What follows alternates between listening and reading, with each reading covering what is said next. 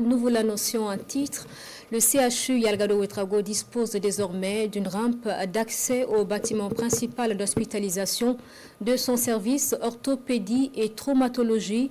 La rampe est à 2 niveaux et soulage désormais tous les acteurs des services hospitaliers. La réalisation de l'infrastructure a été rendue possible grâce à la présidence du FASO. Constat sur place avec Salifou Belem et Sekou Zongo. Voici l'infrastructure à multiples avantages pour les usagers et les prestataires du centre hospitalier universitaire Yalgado Ouedraogo. Une rampe d'accès à ce principal bâtiment d'hospitalisation du service orthopédie et traumatologie de l'hôpital. Ce patient est amputé d'un pied, mais grâce à cette rampe d'accès, il est facilement conduit au premier niveau pour recevoir ses soins. Ce qui était une véritable corvée dans un passé récent. Cette rampe fait alors le bonheur aussi bien des brancardiers, des personnes âgées que des patients à mobilité réduite.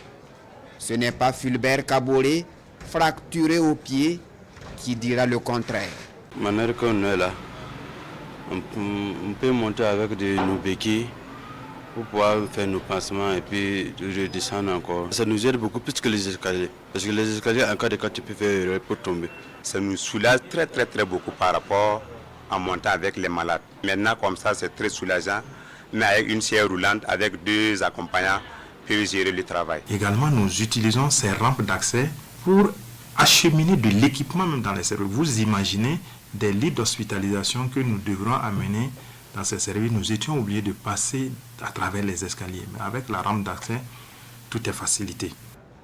Cette passerelle, composée de la rampe d'accès et de la toiture, dessert les 2 niveaux de ce bâtiment d'hospitalisation.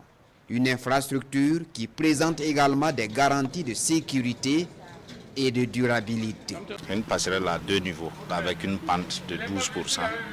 Aujourd'hui, on est très content de voir que tout le monde l'utilise sans problème. Et nous-mêmes, on a constaté encore qu'avec la présence de ça, si au cas où on doit faire une évacuation de tout le personnel de R+1, R+2, la passerelle serait plus rapide même que si on mettait un ascenseur. Et c'est encore plus économique. Je ne sais pas pourquoi on n'y avait pas pensé avant, mais là, maintenant que ça existe, on se rend compte que c'est très utile. Il fallait y penser. La réalisation de cette structure fait suite à la visite du président du FASO au CHU Yalgado Ouedraogo le 17 mars 2023. Une réponse aux souffrances des populations burkinabè qui fait réagir le premier responsable de cet établissement sanitaire.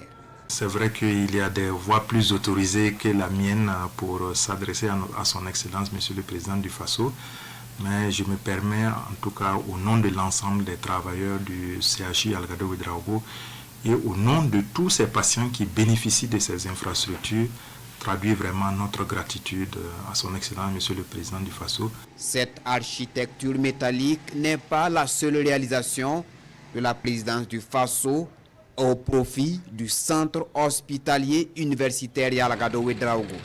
L'hôpital est déjà doté d'autres galeries d'accès aux services de soins, mais aussi de ce hangar aux urgences médicales pour assurer un climat apaisé aux accompagnants des malades.